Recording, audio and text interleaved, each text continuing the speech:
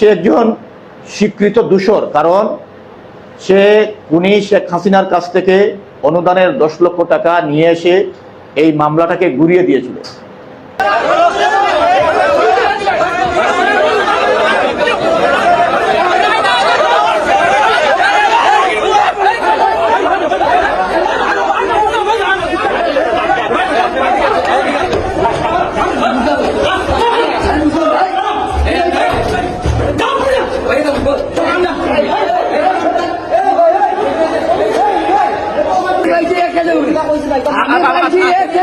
আপনি কি আহত?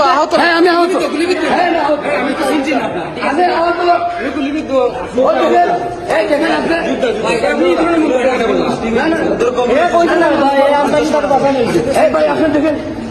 দেখেন আমি ঠিক আছে, আপনি দেখেন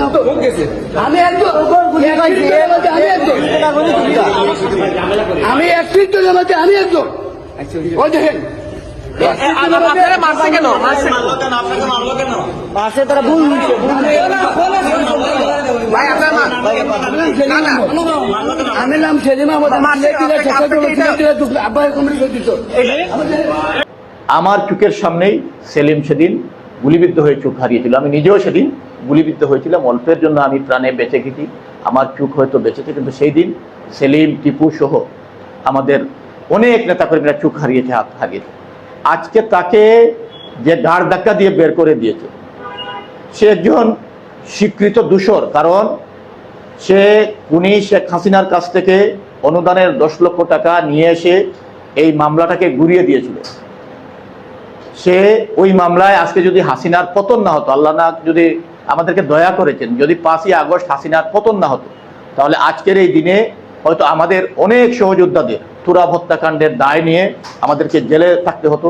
এই 1 বছরে আমি সহ আমাদের অনেক সহযোদ্ধারা হয়তো গুমের শিকার হতে হতো, খুনের শিকার হতে হতো। আজকে 1 বছরের মাথায় এই ধরনের স্পর্ধা দেখে আমরা বিক্ষুব্ধ। আমরা তাৎক্ষণিকভাবে আমরা স্বেচ্ছাসেবক দল, ছাত্রদল, যুবদল, শ্রমিক দল বিক্ষোভ মিছিল করেছি।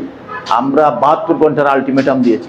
এই 72 ঘন্টার মধ্যে এই দূষরকে, যার রাজনৈতিক পরিচয় এনসিপির আশ্রয়ে লালিত পালিত হচ্ছে, আমাদের প্রশ্ন হচ্ছে যে সে কেমন করে তার ভাইয়ের হত্যাকাণ্ডের পর খুনি শেখ হাসিনার কাছ থেকে 10 লক্ষ টাকা কি কারণে এনেছিল এবং মামলাকে ভিন্ন খাতে কিভাবে সে প্রবাহিত করেছিল, একজন খুনির কাছ থেকে, হাসিনার কাছ থেকে যে টাকা নিয়ে আসে, সে কি করে এই জুলাই আন্দোলনের অনুষ্ঠানে জেলা প্রশাসন কর্তৃক দাওয়াত পায় এবং সেই অনুষ্ঠানে যাওয়ার মতো দৃষ্টতা দেখায় এবং সেখানে গিয়ে একজন জুলাই যোদ্ধাকে ঘাড় ধরে বের করে দেওয়ার স্পর্ধা সে কি করে দেখায়।